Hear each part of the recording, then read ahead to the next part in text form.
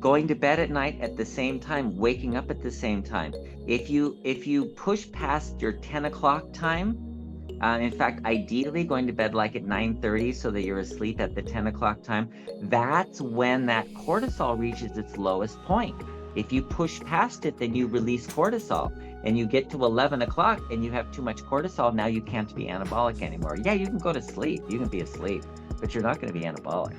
And the studies have been done. People that work the evening shift. There was studies done on nurses. There were studies done on police officers. And when they work the evening shift, that when they're 7 to 11, they're off at 11. They're probably in bed by midnight or whatever. They don't get anabolic.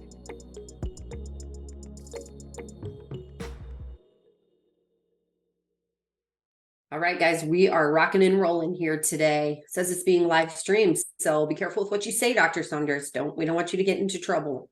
Here we go. Too late. I think we have to say that on every webinar. Pretty much every webinar, I think we bring up something that I'm like, oh, I'm gonna have to edit that out later. Which is how you know you're in the right place, guys. You're in the right place if we're gonna have to edit things out. I think those are the types of places that I want to hear from because they're speaking truth. And if it's going to be censored, then there's probably a reason, right? Nobody would censor anything that's false. The only reason to censor anything is because it's true. Scary thing, isn't it? Yeah. All right, guys. Well, we're glad you're here today. We're going to be talking about how to keep our heart healthy. And, maybe you actually have been diagnosed with vascular disease, or you found out that maybe your heart isn't as healthy as you thought it was. That's our goal of these webinars, is to learn what to do to prevent, what to do to reverse, how to better improve our health. And this webinar has been birthed out of all of your requests to talk about the heart. And so here we are. Looks like we have quite a few of you hopping on. Say hello, guys, in the chat. Let us know that you're here with us today. Ryan from the team is in the house from Valley Springs, South Dakota. Hello, Ryan. Connie is back. Oh, Johnson Lee's in the house. Love that guy. Go Texans. That's awesome. Johnson is from Texas, Austin, actually. So, oh, the Ungers are back. Awesome. All right, guys, we're excited to have you here. We're actually going to talk about something really important today. And before we do that, just a quick disclaimer that Dr. Saunders is not your doctor. So before implementing anything that we talk about today, please discuss with your medical professional. Okay, Eric Heyer, how are you, buddy? You are here from Detroit Lakes. Do you guys have snow there yet? We've had snow in South Dakota. Not melted.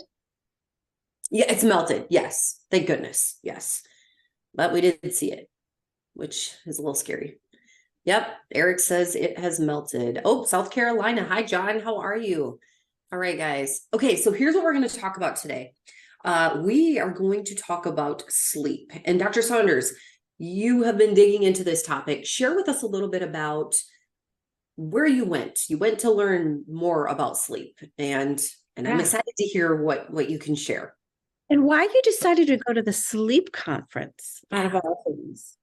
Because it's so important. It wasn't just about sleep. There were a lot of other things going on at the time, but sleep was one of the parts of it. And they started off actually with using psilocybin, magic mushrooms, and how that is having a resurgence right now. And people are using it all over the place, and people are doing counseling or therapy, psychotherapy with magic mushrooms and psilocybin, and they're giving very specific amounts to induce somebody to have a trip. And they've got it all set up. They do like 3 visits. You got 3 90-minute visits to prepare for it. And then you come in and the office is set up like a living room. So it's like, yeah, you're laying on a couch and it's warm and cozy and inviting. It's not like a doctor's office, and and it's got like shag carpets and all that. And then and then you lay down. You take the psilocybin, the mushroom, and then you lay down. And then the doctor sits with you for 6 to 8 hours and doesn't say a word while you go through your trip. And so there's all this preparation. They do it and all that, and then afterwards you come back and you discuss what you saw, what you felt, what it is. And gosh, there were some interesting experiences. So I was telling someone that I know about it, and she said, "Oh yeah, I've been microdosing now for a while." It turns out she had an accident and she lost her ability to sleep, and she'd been on multiple medications, like every medication, every sleeping pill, everything you can think of that would help you sleep, natural or unnatural or otherwise, and nothing worked. And then she did microdose of mushrooms, and she's like, sleep like a baby. It's not a problem anymore. She said she took too much one time, and she said it was like being hugged. It was like having like being held by someone. You just didn't want to move. You just wanted to stay there in that position and not move. And she slept all night with that. But actually, a microdose is something where you don't feel it. You don't have a trip. You don't have any sensation. So the lack of sensation tells you that's a microdose, and it's about 1/10 of the dose that they would use to cause a trip. So Interesting. really interesting, and they're using it for sleep, and then there are a lot more things on sleep that we discussed, of course, like we discussed the sleep monitors that we've been talking about, and how they're not very accurate, but they're internally accurate. So in Mm. other words, if you change from person to person, they're not accurate. If you were going to compare it with when they do the EEG with the band around your breathing sensors and then your hand sensors, and all of that stuff. If you were to compare it with that, the different monitors, personal monitors, are going to show different things. They're not all the same. The amount of deep sleep is going to be a little different. The amount of REM sleep is going to be different, and all that kind of stuff. But internally, they still work. So if you have one and you say, okay, so I'm getting, I don't know, 10 minutes of deep sleep and 30 minutes of REM sleep, and I'm sleeping 6 hours and 29 minutes. And then you work on your sleep and you're getting an hour of deep sleep and 2 hours of REM sleep, and you're sleeping 7.5 hours.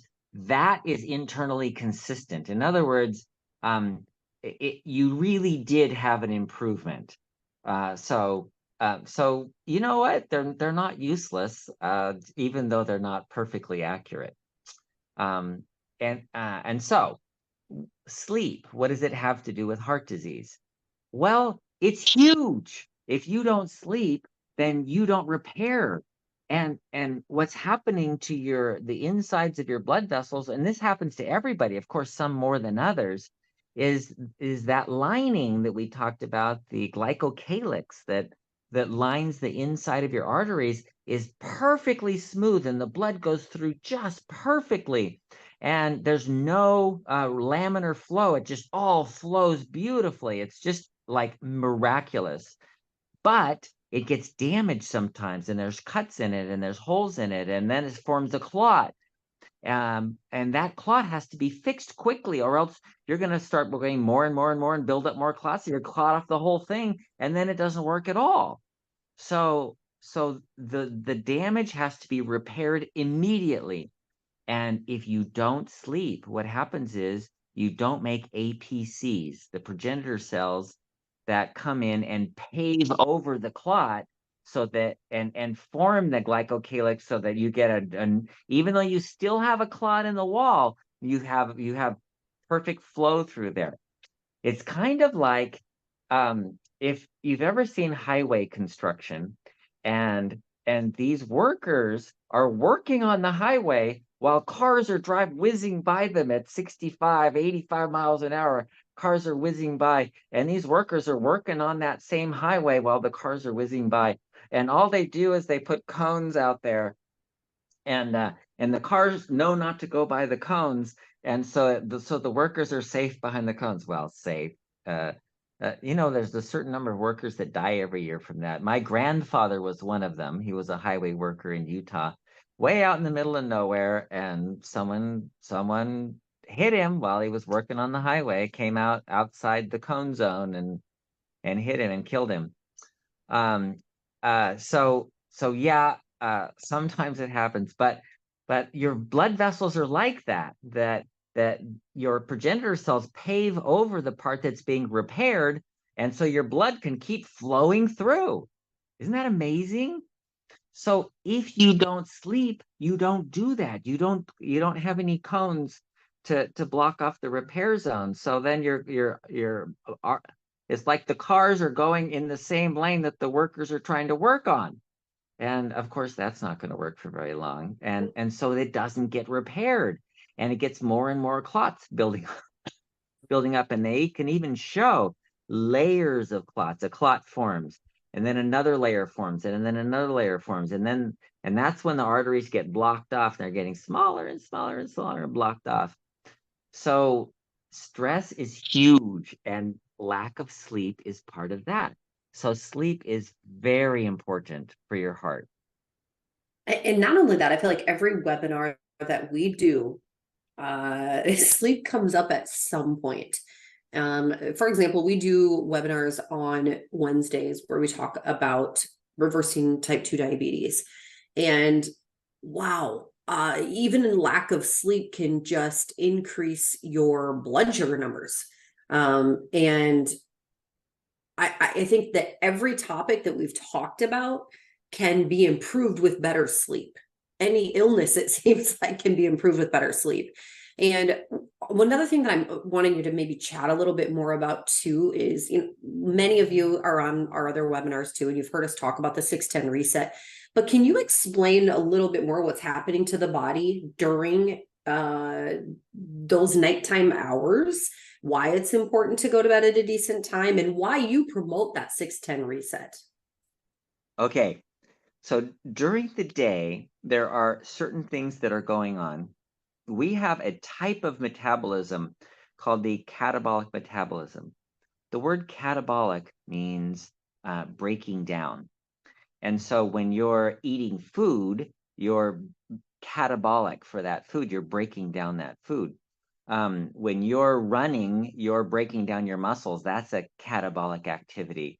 When you're taking a glucose molecule and you break it down and take those carbons off one at a time to make ATP, that's the energy. You're making energy. That's a catabolic process, making energy. So all of the things we do every day are catabolic.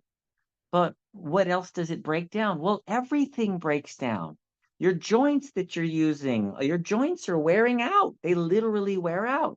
Your tendons in your shoulders. You ever heard of a rotator cuff tear? Well, a rotator cuff tear is just a tiny little tear that happens in a tendon, because the tendons actually hold your shoulder in place. If you didn't have tendons, your shoulder would just fall off, literally fall off. And that's what happens to some people, dislocated shoulders when they lose their tendons. So the tendons are holding that shoulder into place. And if you tear, and if you're using it, then you get a little micro tear in it. Is that a problem? No. But if you don't repair it, what happens when you get another little micro tear, and then another, and then another, and next thing you know, your tendon's not on there anymore, and now your shoulder's unstable, and now it's really painful. You can't lift it up, and all of that. And you go to the doctor, he goes, "Oh yeah, you got a rotator cuff tear. Yeah, that's a problem. Got to do surgery on that." Well, why did it happen in the first place? If you think about it, you have people who can lift, 2,000 pounds, a ton over their head. How much weight are they putting on that shoulder? And they don't get rotator cuff. Well, they do get little teeny ones, but the problem is not that you're doing stuff. It's that you're not repairing. So that's what the nighttime is all about. That's what sleep is all about. If you're not sleeping, you're not repairing. So why do people need joint replacements. It's because their joints are wearing out. They don't repair. Why do people get stress fractures? It's because they're making little teeny microfractures in their bones, a little bit at a time, until there's not enough, until the bone's weak and you step off the curb and the bone just breaks and you go, what the heck? I just stepped off a curb. Yeah, but it had been breaking little bits at a time over months or years because it never repaired. The time that we repair is at night. And if you're not sleeping, you're not repairing. That's why that's so important. And that's what I was talking about with the heart disease. If you're not sleeping at night, you're not repairing those blood vessels either. You're not dissolving the clots and getting those blood vessels back to normal. They will go back to normal. The damage is completely 100% repaired if you get anabolic. So anabolic is not catabolic. So what does that mean? It means, well, anything you're doing to be catabolic, which means if you're awake, if you see light in your eyeballs, if you are doing stuff, if you are stressed, if you eat, all of those are catabolic activities. If you do any one of those, then you are not anabolic. That's the best way to think about it. So the 610 reset is all about how to be anabolic. And it's really simple. It's don't eat anything after 6 o'clock. Why? Well, because you need an empty stomach. Because digestion is a catabolic activity. And so, so if your stomach is empty, then you make a hormone called ghrelin. And some of you have heard of ghrelin because there are a lot of people getting injections of ghrelin right now. And those injections are amazing. The problem is they cause cancer, so don't tell anybody. They're actually bad. So the best way to get ghrelin is to do it the way your body normally and naturally does it. And that is when the cortisol or the catabolic hormones reach their lowest point, then your pituitary gland puts out 10 minutes of human growth hormone if you have ghrelin, which is growth hormone releasing hormone. So how do you get ghrelin? With an empty stomach. That's it. That's why you fast. That's why you don't eat after 6 o'clock. You have to have that empty stomach in order to become anabolic. Because if you're digesting, you're catabolic and you can't be anabolic. So the other thing that you have to do is be asleep by 10 p.m. That's the 6-10 reset. No food after 6, be asleep by 10. Why do you have to be asleep by 10? Well, because that's when the cortisol, your catabolic hormone, is at its lowest point, so you can start being anabolic, and you release growth hormone, HGH, human growth hormone, in super high amounts. It's like 10 times the amount, and then that initiates the anabolic process. And if you push past your 10 o'clock time, then what happens is you release more cortisol, and that puts you out of anabolic activity for the day. You're done for the day. And then so you have to wait till the next day to maybe become anabolic. So being anabolic is the most important thing. So here's the difference. People tell you, don't get catabolic. Don't be stressed. Just stop the stress. Do anything you can to get rid of stress. Well, that's dumb. And I'm going to tell you why that's dumb. That's not, dumb is not the right word. That's unwise. Because you need stress. You have to be stressed. You have to work out every day and stress those muscles. You have to run and stress your muscles. You have to tear muscle fibers. You have to break bones. All of that is happening as you're stressing your body out every day. You have to stress your brain out. Go to college, learn something, take up the piano, do something with your brain, or you're going to lose it. You have to stress it out or you're going to lose it. So wait a minute.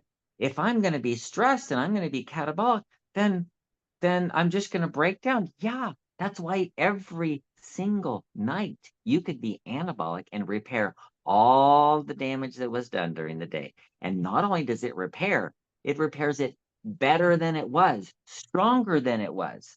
So when you tear muscle fibers, when you're working out, you tear muscle fibers and then you become anabolic, you get more muscle than you had before you tore it. When you break bones because you've been running on the pavement and pounding those bones, you get anabolic at night, you get more bone than you had before, so it won't break. And so that's how you build bones. That's how you build muscle. That's how you build a brain. If you don't become anabolic, all you're doing is breaking down. You could work out as much as you want. If you're not getting anabolic, you're just going to tear muscle fibers and you're going to be sore a lot for a long period of time.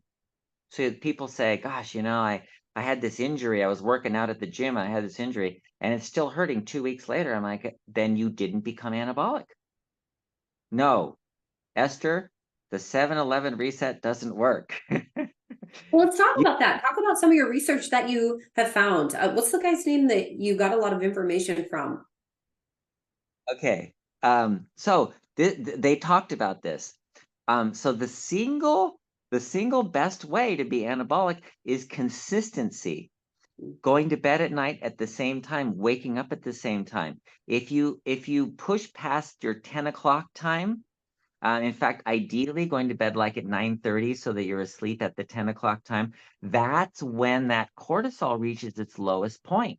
If you push past it, then you release cortisol and you get to 11 o'clock and you have too much cortisol. Now you can't be anabolic anymore. Yeah, you can go to sleep. You can be asleep, but you're not going to be anabolic. And the studies have been done. People that work the evening shift. There was studies done on nurses. There were studies done on police officers. And when they work the evening shift, that when they're 7 to 11, they're off at 11. They're probably in bed by midnight or whatever. They don't get anabolic. You really need that early time because the deep sleep happens from the 10 to 2. And if you're not in bed by 10, then you miss that first deep sleep. So you don't get the spike of human growth hormone. And so what they said, this was really interesting at UCLA. One of the professors was talking about how to get people on to the right time because it's so hard to get your circadian rhythm at the right time because man, there are so many things in the way and stuff happens, right? And you can't get to sleep at 9 o'clock because I don't know, because the dog pooped on the carpet or your friend called from the airport and needed to be picked up or whatever. Things happen. And so you don't get to bed till later because something happens. All right, well, if it happens one or two times, even one or two times in a week, it's not going to be a big deal. But consistency is important. So this one professor at UCLA had a lot of patients that their schedules were off. They couldn't get to sleep at 9 o'clock. They were always after midnight. And they had to sleep in till 10 o'clock or noon. They couldn't get up early in the morning. And because normally they tell people just wake up at the same time every day. Set your alarm for 7 o'clock, wake up every day, 7 o'clock, 7 o'clock. Eventually, if you don't take naps or anything, eventually you'll be able to sleep earlier at night, like at 9:30 or 10 o'clock, so that you'll sleep better. But these people, they couldn't fix their circadian rhythm. So he said, gosh, we got to have a way to be able for them to get melatonin from the dark. When the sun goes down, you start making melatonin. And so he said, okay. So he took this group out, a large group, took them out into the wilderness camping. And every single one of them got fixed in 1 week of camping. So it's possible. It's hard because we have artificial lights and all that stuff. But if you go out camping, the only light you have is a campfire. And guess what? The yellow light from a campfire does not stimulate your photoreceptors in your eyes. That they showed us those pictures and how that all worked. Really interesting. And they showed us the blue-green color, the sort of that blue, that light blue, like the sky blue, is stimulates those exact photoreceptors that tells you it's light, that it's daytime. Well, this is really interesting because I have been reading a lot about how you're not supposed to wear sunglasses. Your body is supposed to take in that sun and process that as daylight. Yes, exactly. That's important, especially the people wearing blue blockers, because they're actually blocking out the light that is telling their brain this is daytime, so they mess up their circadian rhythm by wearing sunglasses. And we talked about that. The professors that from UCLA were talking about that. Fascinating stuff. Very interesting. All right, guys. So go ahead and comment in the chat now. Let us know if you're someone who can actually get in bed by 9:30 to be asleep by 10. Yeah, I think it depends on what you do throughout the day. I do it every night. Practice. Lawal says, can afternoon sleeping repair the body? No, you don't get anabolic. You don't have an anabolic metabolism during naps. You actually get REM sleep, so it does help your brain. And for other reasons, yes, you can. The sleep can be good for you and all that for other reasons. But naps don't get you anabolic. You really need to make that human growth hormone so that you physically repair every cell in your body. Okay. And if you're someone who is struggling with going to bed, I think it's good to talk through some practical things that we could do. Things that just come to my mind are making sure you're getting enough physical activity throughout the day so that you are tired. Maybe not being on your phones or any form of technology within a certain amount of time before you go to bed. I mean, I heard someone say even within 3 hours before you go to bed, you don't want to have screen time, which is a lot.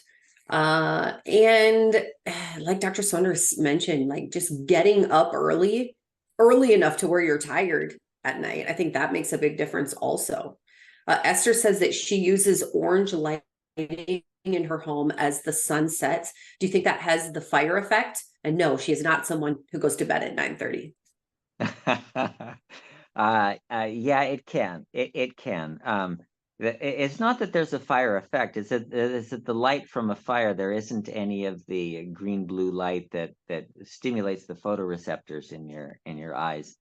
They showed us a map of photoreceptors. It's really interesting. It's your peripheral vision. It's not actually your central vision that you're looking at. So if you're looking at a phone and it's dark all around you, you could still make melatonin, interestingly enough. Really? Shouldn't have said that. Yeah. That's not I good. know a lot of people are going to enjoy the or Instagram before bed. Interesting. Okay. Or maybe you just gave a lot of people permission. So we'll find out here. What about other sleep aids? Like you mentioned magic mushrooms. Do those help you? What about taking melatonin? What about taking over-the-counter medications to help you sleep? Like Omnisum, I think is one of them. Or Unisum, I think too. That's what it is. Yeah. Okay, that's a great question because the prescription sleeping pills are horrible, and this is coming from UCLA Sleep. This is all they do is deal with sleep. They don't do anything else. So this is the sleep specialist, and they were saying that the medications that are prescription medications for sleep are really not good for sleep. They don't give you good sleep. They don't make you anabolic. They prevent you from getting deep sleep. Something like they explained Ambien does not cause sleep. All it does is make you unconscious. And so some people who don't sleep, they are unconscious doing things. And I was like, oh my gosh, I had a patient that had that. He took Ambien and he was calling the cops and saying, hey, someone's been in my house last night. Someone was in my garage. They moved my tools all over the place and they left my toolbox open. I never leave my toolbox open. And he calls the cops are taking pictures and they're is anything missing? He goes, no, I don't see anything missing. I don't know what's missing in there. And they're like, okay, whatever. And so if nothing's missing, we're not going to do anything. And then like a couple of weeks later of these things happening around his house, he woke up on the kitchen floor with sandwich stuff spread all over the counter. He was making a sandwich in the middle of the night and fell asleep on the floor of the kitchen and realized, oh my gosh, it was me all the time doing all that stuff. There have been reports they were saying about people who were driving, unconsciously driving. They don't know what they're doing, but they're just automatically doing stuff. There was one person that died who fell out of a second-story window while he was on Ambien because he was unconscious. It doesn't give you sleep at all. All it does is make you unaware Wow. that you're not sleeping.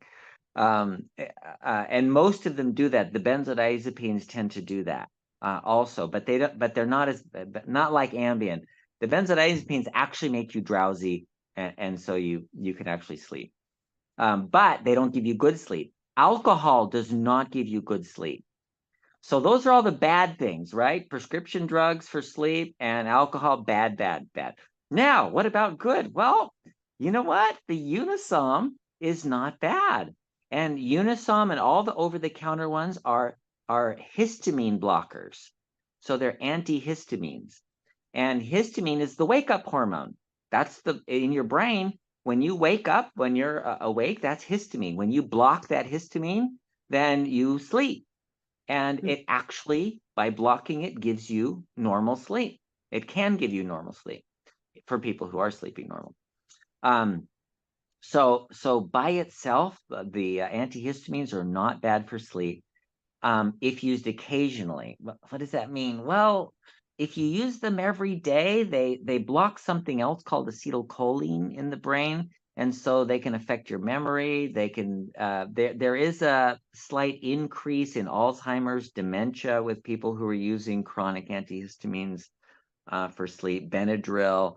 I've had people that have used like Advil PM for years for sleep. And they were sleeping fine. They felt fine. And yeah, it works. It's okay. But they're not really good long-term solutions. So then what about other things? Natural things like microdosing psilocybin. No research. I even went to the guy who does the psilocybin, not the sleep guys. And I said, hey, what about microdosing? He says, no research on microdosing.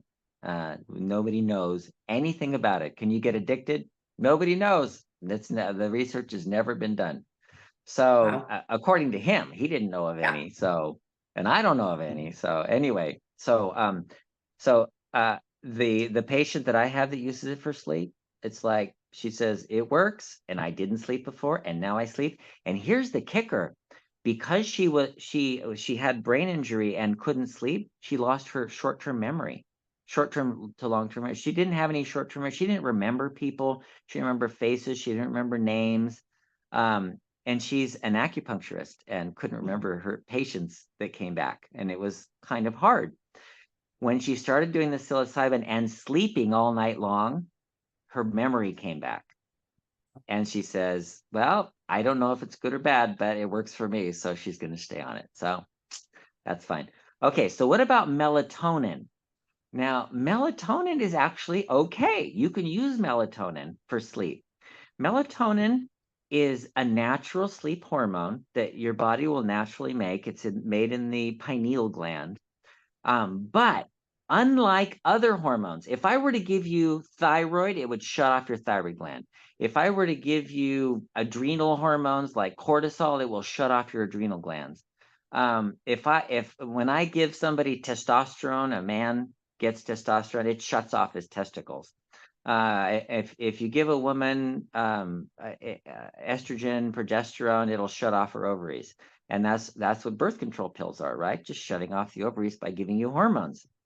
But melatonin is an exception because melatonin is made in a lot of different cells in your body. Your pineal gland does not shut off when you take melatonin. So melatonin is not something that keeps you asleep all night long. It's something that helps you get to sleep. It's like the beginning. It's like it gets dark and you get tired, drowsy, and you go to sleep. And so people sometimes will say, "Oh, I take melatonin, but I wake up in the middle of the night." Yeah, that's not uncommon. In fact, if you look at sleep studies, they were explaining this. This is really interesting. If you look at old literature, like old literature before electric lights and all that, they would have these comments about first sleep and second sleep. First sleep, second sleep. What is that? Well, in those days, everybody knew what that was.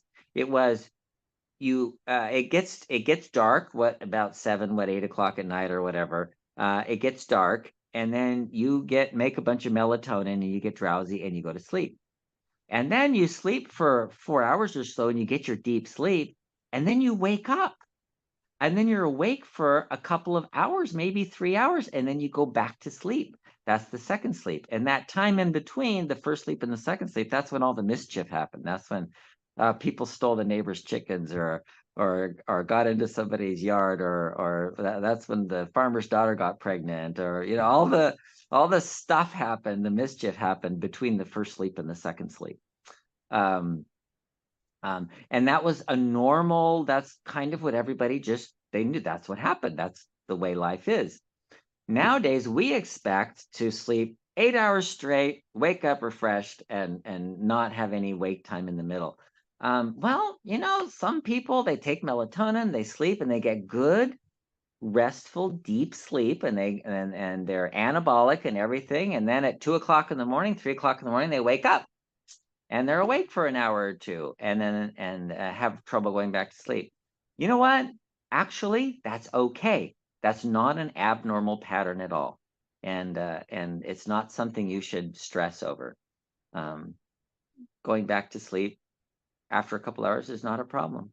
So melatonin is actually okay, even though it does have that effect often. I've What heard if- I've heard some people like get up to work out in those middle of the night hours. Like some celebrities train, they sleep, and then they get up and to work out, and then they go back to sleep. Is that something like those first and second sleeps? That's kind of like that. Yeah. So you have in between the first sleep and the second sleep, and you train, and I know sumo wrestlers do that. Yeah, I've heard of that. Yeah, I don't know. It's a thing. And Interesting. it's okay. That's the point. It's I've never okay. wanted to do that before. Never woke up and thought, huh, I'm going to go work out Me too. and then go back to sleep. I've never done that, but interesting. Hey, what about magnesium? Someone did ask about that. What are your thoughts about magnesium, maybe before bed or in order to sleep? Okay, so magnesium works in a totally different way. It's not really a drowsy formula.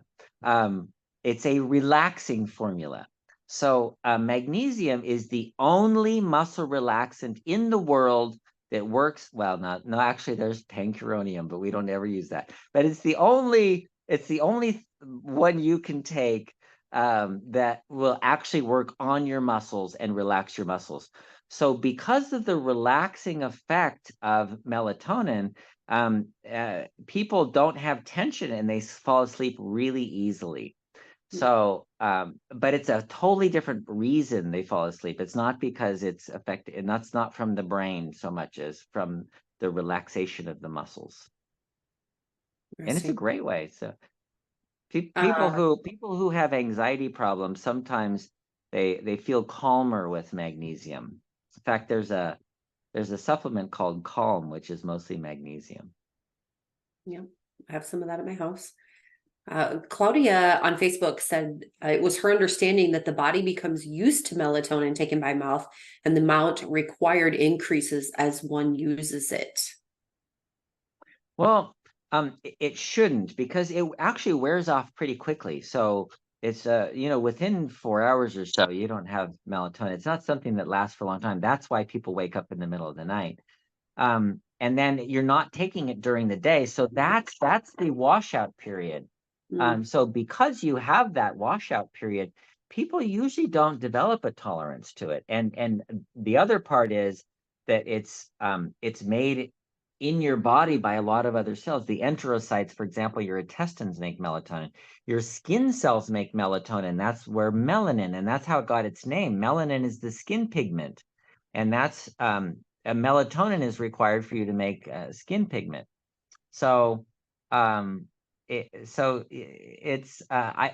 don't know of any tolerance that develops. In fact, I've researched it, and I have not found any evidence of that. And it doesn't shut off the pineal gland. You still make it in the pineal gland, even if you're taking it for a long time. And we have people with cancer who take 100 milligrams, 200 milligrams a day, every day. And the normal dose is between 0.5 and 6 milligrams, maybe. Some people take a high dose of 10 milligrams. So, 200 milligrams is 10 times that. And they take that for cancer because it has an anti-cancer effect. So is there a way to increase the way or the amount of melatonin that your body produces on its own? Yes, the 6:10 reset, and then shut off the lights by about 8 or 9 o'clock at night. All right. So while melatonin works well, it's not something that you don't have the goal of taking it for the rest of your life. The goal would be to get your body to actually not need it, I would assume. Ideally, yes, ideally. But you know what? It's the research that's been done on like people with Alzheimer's disease. They get their circadian rhythm all messed up with Alzheimer's. The research is pretty good. Melatonin actually does make a difference and keeps people with dementia on their circadian rhythm. Good. Is CBD safe to take for sleeping? Nowadays, a lot of people are taking gummies before they go to bed. Good question. Yeah, CBD is actually useful and does not have the addiction potential. And it's one of those that you can take. So here's the thing about the word addiction, and that is, do people become dependent on CBD? Well, not really, not in the chemical sense, but in the sleep sense. Well, yeah. Okay, so let's say I'm not sleeping and I'm so miserable because I'm not sleeping. My memory's gone. During the day I'm all drowsy. I can't drive. All this stuff is happening because I'm not sleeping. And I start taking CBD and I'm like, wow, I sleep all night long. It's great. And then I stop taking CBD and I don't sleep again. Does that mean I'm dependent on CBD? No, it means I don't sleep if I don't have it. Okay, yeah, but you know what? When I didn't have it for a long period of time, I didn't sleep. When I do have it, I do sleep. And then if I stop taking it, I don't sleep again. But that's just the natural course of what happens because I'm not taking it. So that you can't say that's addiction. You just say that's useful. It serves its purpose. It's fulfilling its role. And that's all. And if you don't take it, then you don't have that anymore. Yeah. Mary had asked if daylight savings time affects the 6:10 reset. Oh, that is a great question. We actually discussed that in the conference. The UCLA doctors talked about it. And there is a lot of research to show that both times the switch from daylight savings and then back to standard time does cause problems. And they showed graphs, the accident rates go up, fall rates go up, people with injuries goes up, and sleep problems and missed work and all of these things that change from this changing time. Just 1 hour, that's all it is. And people are dying over it. It's kind of weird, when you think about it. But So what yes, do you do? so it affects the 6:10 reset. Huge. So how do you know what the real time is that you should be doing these things? Is it 10 o'clock? The Whose the time point zone? is, Are we in Arizona? Should we say we're in Arizona? yeah. The point is consistency. That's what they came down to. They said if you are going to bed at the same time every night, waking up at the same time every morning, that consistency keeps your circadian rhythm in the right place. And it keeps your adrenal hormones in the right place, so you heal your heart, so you heal your body, so you get anabolic. It's just staying in the time. All right, let's see. Trisha said, sometimes I'm in bed by 8:30, which is awesome. And Marion says, we try to get to bed by 9, but many nights it's 10, but we're also then up by 5 a.m. I want to talk about something else. There's a lot of people that are talking about intermittent fasting. Some people don't eat in the morning. You really want people to eat in the morning, correct? You'd rather they fasted in the evening. Yeah. Okay. I know. I've read a lot of books on this, and the best research I found was from Sachin Panda, who did research on circadian rhythm, and then NASA. So NASA did a bunch of research on circadian rhythm because, up in a space station, you don't have sunrise, you don't have sunset, it's always the same. So they looked at how are they going to keep astronauts in their circadian rhythm so they can get anabolic, because they don't want them to be catabolic 24 hours a day, 7 days a week, which is what happened when they put people, they did this research. They put people in a cave in Arizona. They sealed off the cave, no light, no change in temperature. They had no way of knowing what time of day it was. And what happened was their circadian rhythm went longer and longer and longer, but they never got anabolic. They were always catabolic. So NASA tried to figure out, we're going to have these people for years in a space station. We don't want them to break down, while they're there. So they tried the lights, the full spectrum sunlight lamps. They tried melatonin, and it was okay, but it wasn't great. Food, food was the biggest trigger for starting that circadian rhythm. So being on an eating schedule kept your sleeping schedule in the right place better than any other thing. So today, and this is out of the NASA's research. NASA did research on jet lag, just to see how much it took. And so normally it takes 1 day for every hour you want to change your circadian rhythm, but they found with food you could do it in 1 day. And so today I'm flying to Athens, Greece. It's a 10-hour difference, because my daughter's running the marathon. So the marathon, that's Marathon to Athens, the original marathon. I'm going to be her cheerleader. So I'm only going to be there for a few days. And I don't want to be all groggy the whole time of this, 10-hour time change. So what I'm doing is I ate breakfast this morning, and I'm not eating until the morning meal in Athens. So that morning meal will start my circadian rhythm, and then I'll be able to sleep that night, and then just start on their circadian rhythm. And then when I come back, actually coming back's a lot easier anyway, because the time uh, anyway. So coming west is a lot easier than going east anyway. Um, so the what NASA showed was that with the food you could mark your circadian rhythm and keep it going better than the lights or the melatonin or whatever. So that's why start with breakfast. Breakfast is the most important meal of the day. All right. Good stuff. I'm going to read this question here from Connie.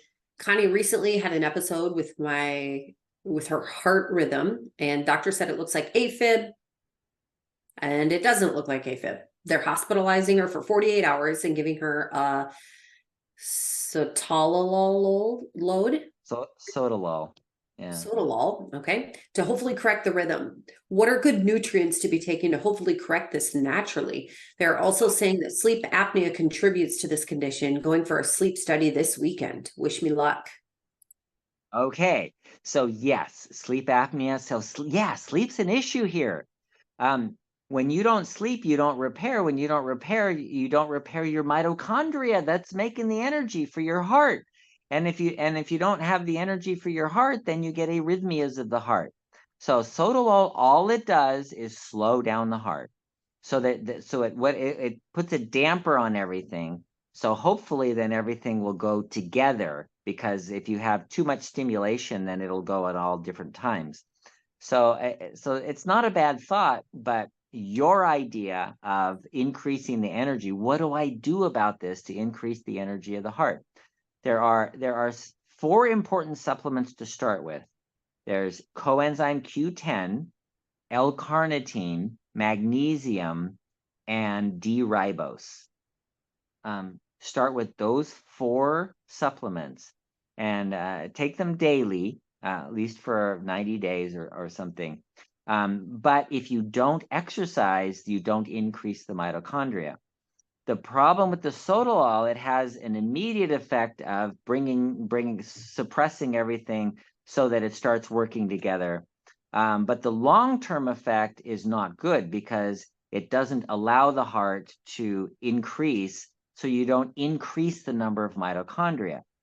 So you have to exercise while you're not on sotalol, so that you can increase the heart rate and get it up to a place where the heart says, "Oh my gosh, I need more energy. I better make some more mitochondria. Oh, look, I have some ribose. I can do that. Oh, look, I need CoQ10. Oh yeah, L-carnitine, it's there. Okay, I'll make some more mitochondria." And then you have more energy in your heart. It's not something that just happens because you took a pill. It happens because you exercised and you had sufficient of all the nutrients you needed to make those mitochondria. Does that make sense? Mm-hmm. That's good. I know we don't have much time left here with you, so I'm going to quick ask this. A couple questions about how many hours of sleep do we really need? Oh, that's a good question. They came up with that. Okay. So the 7 to 9 hours is as kind of an optimum range of where it should be. So that's why everybody says 8 hours of sleep or whatever. Some people do well on 7 hours of sleep, but you know what? Some people do well on 6 hours of sleep, and some people need 10 hours of sleep. So there are people who are outside of the normal range. So then how do you know? How do you know how much sleep you need? And this is what they came up with. If you're tired during the day, you're not getting enough sleep. If you need to take a nap, if you're falling asleep driving, if you're sitting in a meeting falling asleep, if you're watching TV falling asleep, if you're drowsy during the day, you didn't get enough sleep at night. And that doesn't mean enough length of time, because people with sleep apnea, they can be asleep for 10 hours, but they don't get deep sleep. Because every time they get deep sleep, they stop breathing. So they don't get restful sleep. So even though they're unconscious, and that's the same thing with people taking pills for sleep, like Xanax and Ativan and temazepam and all those things. If you're taking Valium for sleep, then you'll be knocked out for 8 or 9 hours, but that doesn't mean you got good sleep, and you still may be drowsy during the day. So if you're drowsy during the day and you say, "But I sleep all night long, I sleep 9 hours," then there's something wrong with your sleep, and you should do a study for sleep apnea. We just did a Or webinar sleep. last week on atrial fibrillation, and sleep was a big part of that too. It really affects everything. So you can go back and re-listen to that, guys, at bartonwebinar.com. There's a link to our YouTube channel, so be sure to check that out. I want to make sure that I didn't miss any questions over here. Cheryl, did you see any? Well, I was going to ask, I have in my mind, I'm not sure why, that people who like really reduce sleep, like let's say people who are working in the state and the government, they do so much that they're traveling, they may get like 4 hours consistently, and then on the weekends they try to make up. I've heard that like really short amount of sleep makes the possibility of Alzheimer's increase. Is that true? Yes. In fact, that came up in the conference. So they were talking about that. And they showed what happens to people who are doing that kind of thing, who are traveling around a lot, going from time zone to time zone, and having inconsistencies in their sleep and getting 4 hours here and 10 hours there, and trying to make it up on the weekends, those kinds of things. And they Oh, did we lose him? Somehow Yeah. got muted.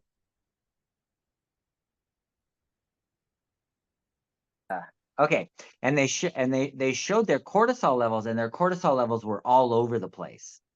They were not a consistent circadian rhythm. They were all over the place. So it's just so important to get on a circadian rhythm that is consistent. So you have a sleep-wake cycle and be there at the same time every day.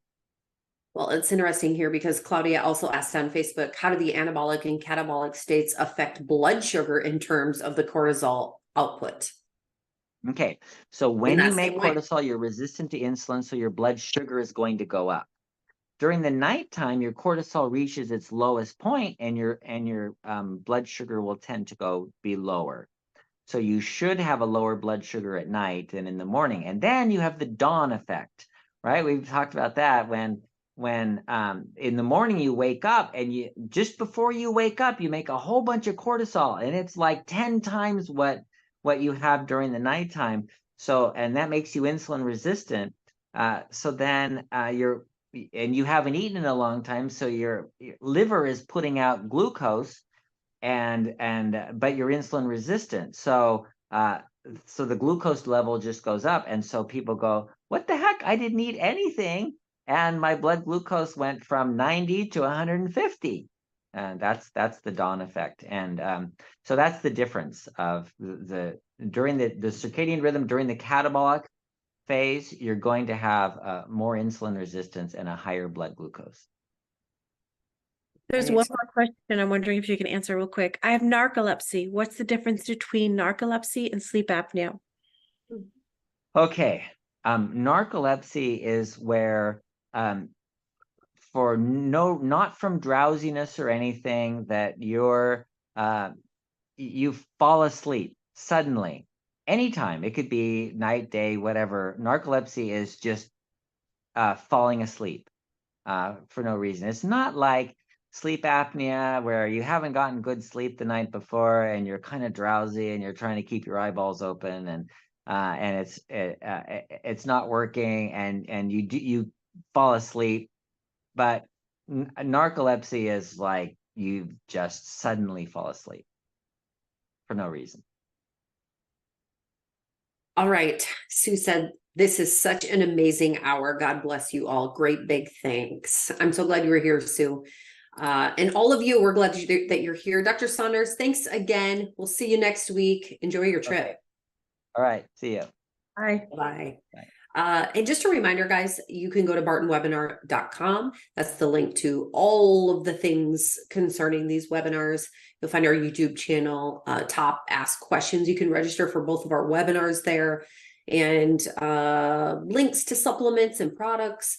Use code webinar25 and you'll save 25% on anything that you find there. And that's one word. Webinar 25 is one word. I was thinking, if you have a subject you would like Dr. Saunders to address related to heart that we have not already discussed, you can look at their history of videos on YouTube, but send an email to support at bartonpublishing.com. Maybe just attention Cheryl. I'll read it, and maybe we'll put a list of things together that you want to hear. Yes, great idea. I love this. Ernest said this was very interesting and important. Or no, this is Fred. This was very interesting and important episode. Thank you. Explains a great deal about my lifestyle of military and graveyard shift in the post office. Awesome. Thank you for that. What should we eat between 8 a.m. and 6 p.m.? You know what? If you're here because you really want to get a healthy heart, the number one thing that I would recommend is getting this Healthy Heart Solution Kit, because it really talks about the best foods to eat for heart health. And I'll just give you a quick little tip here. It's high fiber. So lots of those fruits and vegetables and beans and things that are of high fiber. But this is very inexpensive. You can get this, the digital version, downloadable right away. You can find that at bartonwebinar.com. There'll be a link to this. But that's what I'd recommend that you guys get if you're really looking to improve your heart health. Okay, that's it for us. Thanks for being here, Cheryl, and all of you. We'll see you next week. Bye.